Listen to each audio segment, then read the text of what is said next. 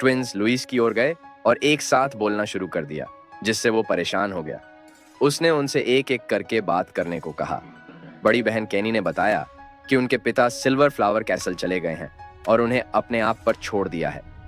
छोटे भाई केन ने जोड़ा कि जनलोसा ने कहा था कि वो 10 साल बाद वापस आएंगे, इससे वो उसके लिए चिंतित थे।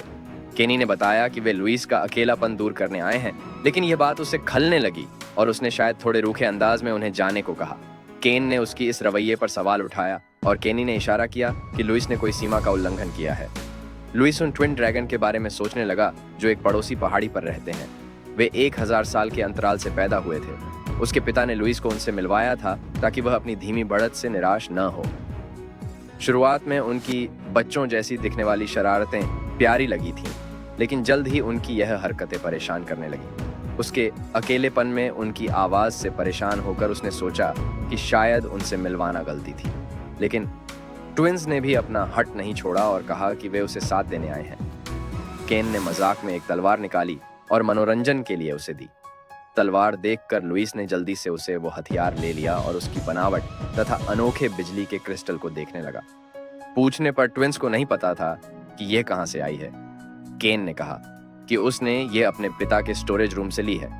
फिर केनी ने भी 2 और तलवारें निकाली और कहा कि वो भी उन्हें अपने पिता के स्टोरेज रूम से लाए हैं। लुइस ने पूछा कि क्या उन्होंने अंकल कार्लोस से इजाजत ली थी, जो उनके पिता हैं, लेकिन वे चुप रहे। तो लुइस को समझ आ गया कि उन्होंने चोरी की है। लुइस को पता था कि यह तलवार स्पेशल मैजिक तलवार है और उसमें एक स्पेशल एट्रीब्यूट स्टोन है। इसमें उससे कहीं ज्यादा शक्ति है। उसने देखा कि क्रिस्टल चमकने लगा था और उसकी लाइन शायद मैजिक सर्कल है। उसने सोचा कि इससे कुछ होगा और फिन से पूछा कि वह क्या सोचती है। फिन ने कहा कि शायद यह खराब हो गया है और इसकी पावर खत्म हो गई है। उसने बताया कि यह बहुत ही उच्च स्तरीय जादू की वस्तु है, लेकिन उसने कई ऐसी सबस्पेस तलवारें और छड़ियां देखी हैं। यह सर्कल बहुत जटिल है, इसलिए इसके अंदर का सबस्पेस बहुत बड़ा होगा। यह सुनकर लुइस मुस्कुराया और चिल्लाया कि वह इसे आजमाएगा।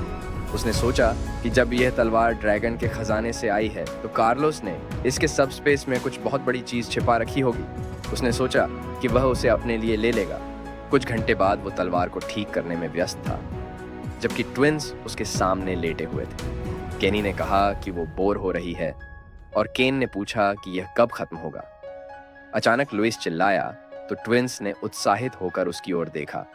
लुइस ने गर्व से बताया कि उसने इसे ठीक कर दिया है, जिससे ट्विंस उत्साहित हो गए और उससे इसे टेस्ट करने को कहा।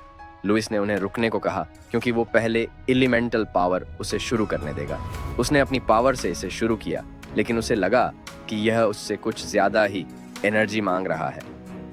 उसने सोचा कि यहाँ क्या रखा गया होगा। अचानक स्टोन से एक सर्कल निकला जो बड़ा होता गया। उसने अपना चेहरा छिपा लिया और पूछा कि यह सब स्पेस नहीं है तो क्या है। सर्कल उनके आसपास की हवा को निगलने लगा, जिससे वो घबरा गया। लेकिन फिर एक चमकीली रोशनी सर्कल से निकली और उन्हें निगल गई। एक बर्फ की गुफा में वही सर्कल दिखा और उन्हें वहां ले गया। लुइस ने आंखें खोलीं तो देखा कि वे हवा में उड़ रहे थे। फिर सभी जमीन पर गिरे और बर्फ पर जोर से जा लगे। फिन ने चिंतित होकर पूछा कि क्या सभी ठीक हैं? केन ने जवाब दिया कि उसका बम फट गया है। लुइस धरती पर मुंह के बल गिरा था। उसने खड़े होकर देखा कि वे कहाँ हैं। उसने देखा कि वे गुफा में हैं। तभी अचानक स्टोन और तलवार चमकी और फट गई। ये देख सभी हैरान थे। केन रोने लगा कि उसकी तलवार टूट गई। लुइस ने घबराकर कहा कि यह तलवार नहीं, एट्रीब्यूट स्टोन थी। लेकिन केन बस रोता रहा कि उसकी एट्रीब्यूट स्टोन टूट गई। लुइस ने केनी से पूछा कि क्या वह जानती है कि यह तलवार किसकी थी। केनी ने बताया कि उसने सुना है कि यह उनकी परदादी की थी। लुइस ने पूछा क्या उनकी परदादी स्पेस मेज थी, लेकिन केनी को ज्यादा नहीं पता था। लुइस को लगा कि अब वो इसके बारे में ज्यादा नहीं जान पाएगा, लेकिन उसे कम से कम इसका उद्देश्य समझना चाहिए ताकि इसका इस्तेमाल कर सके। फिर फिन ने उसे कुछ दिखाने को बुलाया। वे वहां गए जहां फिन बुला रही थी और देखा कि वहां एक तलवार जमीन में घड़ी हुई है। लुइस ने टूटी तलवार को देखा और सोचा कि यह सबस्पेस ट्रेजर नहीं, बल्कि 2 अलग जगहों को जोड़ने वाला एक इंटरडायमेंशनल गेट था। उसने सोचा कि खजाने की लालच में उसकी आंखें बंद हो गई थीं और उसे सावधान होना चाहिए था। वो चलने लगा तो केनी ने पूछा कि वह कहाँ जा रहा है। उसने कहा कि उसे पता लगाना है कि वे कहाँ हैं ताकि वे घर वापस जा सकें। उसने ट्विंस से भी चलने को कहा। थोड़ी देर बाद वे गुफा के अंत पर पहुंचे और देखा कि रास्ता बर्फ से बंद है। लुइस ने अपनी ताकत हाथों में इकट्ठी की और गर्व से कहा कि वह उन्हें बाहर निकालेगा। उसने ताकत बर्फ पर फेंकी और बर्फ के टुकड़े टुकड़े हो गए। तेज चमकीली रोशनी उनके चेहरे पर पड़ी तो वे चौंक गए। लुइस ने देखा कि बाहर से बर्फ गुफा के अंदर आ रही है, जबकि ट्विंस हैरान थे। वो बर्फ पर चढ़कर बाहर देखने लगा और उसने जो नजारा देखा उससे वो दंग रह गया। केन ने पूछा, क्या हुआ, क्या चल रहा है? फिन भी उसके पास आकर देखने लगी और बोली, ये क्या हो गया? लुइस को समझ में आया कि वे राइट फैंग में हैं। केन घबरा गया और पूछा, राइट फैंग क्या है? केनी ने कहा, शायद लोइस ने लेफ्ट फैंग कहा होगा। लेकिन फिन ने उन्हें समझाया कि धरती का राइट फैंग विंटर महाद्वीप के पूर्वी छोर पर स्थित एक पहाड़ है और उनके घर के पास वाला पहाड़ लेफ्ट फैंग कहलाता है, जबकि राइट फैंग दुनिया के विपरीत छोर पर है। यह सुनकर लुइस डर गया, क्योंकि इसका मतलब है कि वे बड़ी मुसीबत में हैं। वे गुफा से बाहर चलने लगे।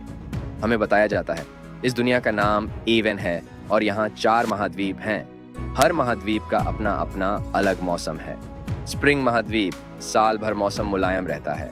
समर महाद्वीप का मौसम उष्णकटिबंधीय जैसा और धूप तेज होती है। ऑटम महाद्वीप में ठंडा मौसम और अच्छी धूप रहती है, जहाँ सैकड़ों सालों से फसलें अच्छी होती हैं। और आखिर में विंटर महाद्वीप, जहाँ साल भर ठंड और बर्फ रहती है। जन लोसा का घर नोआई पहाड़ी श्रृंखला स्प्रिंग महाद्वीप के सबसे पश्चिमी छोर पर है और अब वे विंटर महाद्वीप के पूर्वी छोर पर धरती के राइट फैंग के पास हैं। ये सुनकर लुइस हंसने और रोने लगा। ये देख ट्विंस सोचने लगे उसे क्या हो गया है। लुइस ने सिर खुजाया और सोचा कि रीइंकार्नेशन की परेशानी तो बर्दाश्त की जा सकती है, लेकिन क्या वो अब इस मुसीबत से बच पाएगा? वो डर गया, क्योंकि बाहरी दुनिया पूरी खतरों से भरी है। उसने कभी सोचा नहीं था कि वह घर से इतनी दूर चला जाएगा। फिर उसे याद आया कि कैसल में उसका गायब होना पता चलेगा तो क्या होगा। वो डरने लगा कि कहीं जेनोसर बचकर न बन जाए। उसने याद किया कि उसके पास कम्युनिकेशन स्टोन है, तो उसने जेब से निकाली, लेकिन देखा कि वो बर्फ में दबी है, तो शायद स्पेस में सिग्नल नहीं जाएगा। ट्विंस चिंतित होकर पूछने लगे, वह क्या कर रहा है? लुइस ने फिन से पूछा, क्या ईस्ट सी को पार करना संभव है? फिन चिल्लाकर बोली, नामुमकिन है। उसने बताया कि यह डीमोनिक सी है, बुरे ड्रैगन्स की निशानी है। यह विंटर और स्प्रिंग महाद्वीपों को अलग करता है और यहाँ तरह तरह के डीमन छिपे रहते हैं। बड़े ड्रैगन भी यहाँ नहीं आते। फिर उसने कहा कि अगर वो चारों तत्वों द्वारा चुना गया है, तब भी उसकी उम्र में इस सी को पार करना नामुमकिन है। लुइस बोला, तू सही कह रही है, मैं बस पूछ रहा था। उसने पूछा कि महाद्वीप को पार करके लेफ्ट फैंग पहुंचने में कितना समय लगेगा? फिन ने कहा कि ठीक से नहीं पता, लेकिन अगर वे पैदल चलें तो शायद 10 सालों में लेफ्ट फैंग पहुंच जाएंगे। लुइस सोचने लगा कि अगर वो जल्दी करे तो शायद वो अपने पिता से पहले ही वापस पहुंच जाए। उसने ट्विंस से कहा कि उसकी बात सुनो। उसने चिल्लाकर कहा कि वे बहुत बड़ी मुसीबत में हैं। वे विंटर महाद्वीप के अंत में राइट फैंग पर हैं और घर वापस जाने में 10 साल लगेंगे अगर वे पैदल चलें। केनी ने पूछा, क्या वे उड़कर जाएं? लेकिन लुइस गुस्से से बोला कि क्या वो अपना अपहरण करवाना चाहती है? केनी कंफ्यूज थी। फिर उसने कहा कि भूल जाओ, हम उड़ नहीं सकते, तो इंसानों की तरह चलेंगे और 10 साल में वहां पहुंचेंगे। केन ने हाथ उठाया और पूछा, अगर वे 10 साल में नहीं लौटे तो क्या होगा? लुइस बोला कि उसके पिता 10 साल में वापस आएंगे और अगर वे वहां नहीं होंगे तो। ट्विंस डरकर पूछने लगे, तो क्या होगा? लुइस बोला कि वे पूरे महाद्वीप को आग लगा देंगे उन्हें ढूंढने के लिए। लेकिन ट्विंस चुप रहे। केनी ने पूछा, वे ऐसा क्यों करेंगे? तभी लुइस को याद आया कि वे इंसान नहीं हैं, तो उसने कहा कि वे उन्हें पिटेंगे और शायद 100 सालों तक उन्हें स्नैक्स और खिलौने न दें। ये सुनकर ट्विंस डर गए। लुइस समझ गया कि उनके लिए स्नैक्स और खिलौने महाद्वीप से ज्यादा महत्वपूर्ण हैं, तो उसने कहा कि उन्हें बस अपने पिता से पहले घर पहुंचना है और अब से वही इंचार्ज है, तो उसकी बात माने। लेकिन ट्विंस ने मना कर दिया, क्योंकि वे भी इंचार्ज बनना चाहते थे। लुइस ने कहा कि लीडरशिप सबसे समझदार ड्रैगन्स को ही मिलती है और पूछा कि क्या वे उससे ज्यादा समझदार हैं? लेकिन ट्विंस ने उसे याद दिलाया कि वो उनसे छोटा है। लुइस उन्हें बच्चा कहने लगा और चिल्लाकर बोला कि वो उनसे लंबा है। फिर उसने घोषित किया कि वही बॉस है, क्योंकि उसने पहले कहा था। लेकिन ट्विंस सोचने लगे कि वही बचकाना है, जबकि वे ये बहस कर रहे थे कि कौन इंचार्ज होगा। फिर उन्हें घूर रही थी और सोच रही थी कि उन्हें लंबा रास्ता तय करना है। थोड़ी देर बाद उन्होंने फैसला किया कि लोइस लीडर होगा, फिन सपोर्ट करेगी और ट्विंस बोझ होंगे। लुइस ने कहा कि उनके पास सब कुछ है तो चले। ट्विंस भी राजी हो गए। लेकिन तभी उसने आकाश में बादलों को देखा और अपनी लाइटनिंग स्टोन वॉच पकड़ ली। उसने कहा, कब से यह नहीं हुआ?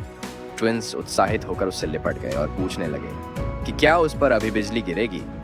लुइस ने उन्हें धक्का देकर हटा दिया, क्योंकि उन्हें पता ही नहीं था कि बिजली गिरना बुरी बात है। लेकिन ट्विंस फिर से उससे लिपट गए। लुइस ने हार मान ली और कहा कि उससे मत छोड़ना। वे बिजली का इंतजार करने लगे। लुइस ने देखा कि इस बार बिजली बहुत बड़ी लग रही है। उसने हाथ उठाया और गर्व से चिल्लाया कि देखो क्या आ रहा है। जब गरज की आवाज आई तो उन्होंने आंखें बंद कर लीं, लेकिन कुछ नहीं हुआ। वे कंफ्यूज हो गए। लुइस ने पूछा, क्या बिजली चूक गई? उसने कहा कि ऐसा पहले कभी नहीं हुआ। लेकिन तभी उसने पीछे से आवाज सुनी और पूछा कि यह कौन सी आवाज है। उसने पीछे देखा तो उसे हिमस्खलन उनकी ओर आता दिखा। वो तुरंत ट्विंस को पकड़कर भागने लगा और समझ गया कि उनका निशाना नहीं चूका। ट्विंस खुशी से हिमस्खलन को देखने लगे, लेकिन लुइस उन्हें बोझ टीम ही कहता रहा। उसने उन्हें जल्दी ट्रांसफॉर्म करने को कहा, लेकिन जब वो पीछे देखा तो हिमस्खलन बहुत करीब आ गया था। वो डर गया। फिन चिंतित होकर उसे बुलाने लगी। लुइस बेचैन होकर गालियां देने लगा और उसने अपना डिस्कनेक्शन स्पेल लगाया, जिससे वो स्पेस से अलग हो गया। बर्फ उन पर गिरी और वे लुढ़कने लगे। वो संभरने की कोशिश कर रहा था, जबकि ट्विंस मजे ले रहे थे। कुछ देर बाद वे जमीन पर गिरे। लुइस बर्फ से निकला और खड़ा होकर बोला कि इस बार लगा मर जाऊंगा। लेकिन ट्विंस बोले कि मजा आया, दोबारा करें। लुइस गुस्से से उनके सिर पर हाथ मारने लगा और चिल्लाया कि बड़े बनो। उसने देखा कि सारे रास्ते बर्फ से ढके हुए हैं, जिससे कुछ नहीं दिख रहा। केनी बोली कि यह बर्फ का पुल लग रहा है। केन उत्साहित होकर बर्फ में कूद गया। केनी भी कहने लगी कि वो भी कूदना चाहती है और बर्फ में कूद गई। लुइस इन्हें देखकर बेचैन हो गया और बोला कि आराम से निकलो, हमें लंबा रास्ता तय करना है। लेकिन ट्विंस बर्फ से नहीं निकले। वो गुस्से से बर्फ पर लात मारने लगा और पूछने लगा कि क्या मजाक है। लेकिन जब उसने पैर बर्फ में रखा तो वो भी अंदर जा गिरा और चिल्लाया। उसने फिन को पकड़ा जो उसके पास थी और अंदर खींच लिया। उसने उससे कहा कि उड़कर निकाले, लेकिन फिन बोली, तू तो कहता है जैसे आसान है। फिर वे एक लंबे छेद में गिर गए और डरकर चिल्लाने लगे। लुइस छेद की दीवार से टकराता जा रहा था और पूछ रहा था कि यह कब खत्म होगा। उसने देखा कि छेद बहुत लंबा है और वे तेजी से गिर रहे हैं। फिन ने उसे आगे देखने को कहा तो उसने एक खाई देखी। वो खाई की ओर बढ़ने लगा, लेकिन गिर गया। उसने सोचा जल्दी ट्रांसफॉर्म होना चाहिए, लेकिन तभी केन और केनी ने उसके पैर पकड़ लिए। वे तब ड्रैगन फॉर्म में थे। उन्होंने उसे आराम से नीचे उतारा और वापस इंसान रूप में आ गए। वे उत्साहित होकर बोलने लगे कि यह बहुत मजेदार था। लुइस उनके लिए सम्मान महसूस करने लगा और फिन भी सहमत हुई। वो खड़ा हुआ और उसके सामने दरवाजे को देखकर पूछा कि हम कहाँ हैं। फिन ने देखा और बोली कि यह कोई नेचुरल गुफा नहीं लगती, बल्कि मानव निर्मित गलियारा लगता है। लुइस सहमत हुआ, लेकिन समझ नहीं आया कि यह उसे क्यों परिचित लग रहा है, जबकि वह पहली बार आया है। उसने सोचा कि इसे पहले कहाँ देखा है। फिन ने पूछा कि अब क्या करें। लुइस बोला कि धीरे धीरे सोचकर चलें, जल्दी करने से और अंदर फंस जाएंगे। हालांकि ट्विंस गलियारे की ओर दौड़ पड़े और चिल्लाने लगे कि उन्हें लगा एक्सिट वहीं है। वे दूसरी तरफ देखना चाहते थे। ये देखकर लुइस गुस्सा हो गया और चिल्लाकर बोला, धीरे चलो। जब वो उनके पास पहुंचा और कुछ कहने ही वाला था तो उनकी प्रतिक्रिया देखकर रुक गया। उसने पूछा, ऐसे क्यों खड़े हो? केनी उसे बुलाकर बोली कि वो क्या चीजें हैं और आगे इशारा किया। उसने गौर से देखा और पूछा, वो क्या कह रही है? तभी उन्हें आगे से आवाज आई और वहां इंसानी सोल्जर का झुंड दिखा। आगे वाले ने गहरी सांस ली और उन पर घूरकर देखा, जिससे लुइस डर गया।